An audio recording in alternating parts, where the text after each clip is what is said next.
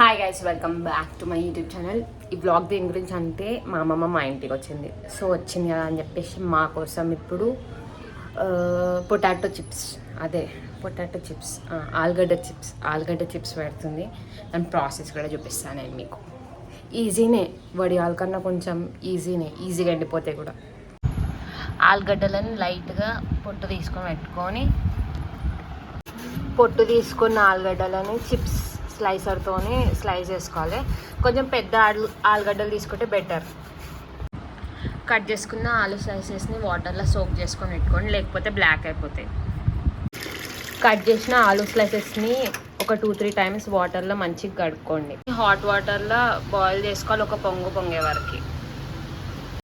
Boil చేసే ముందు సరిపడా సాల్ట్ కూడా వేసుకోవాలి.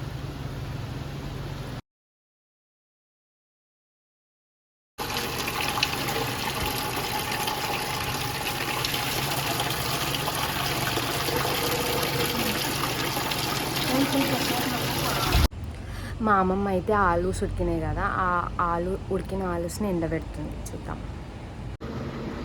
మా అమ్మమ్మ అయితే ఆలూస్ని ఎండబెడుతుంది. ఇటు సైడ్ ఎండ 3:30కి అట్లా వస్తుంది. ఇప్పుడు టైము 2 అవుతుంది.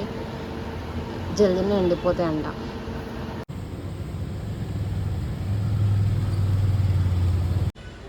చిప్స్ పెట్టడం ఇప్పుడే అయిపోయింది. ఇంకా అవి ఎండిన తర్వాత వాటిని ఏంచి చూపిస్తాం.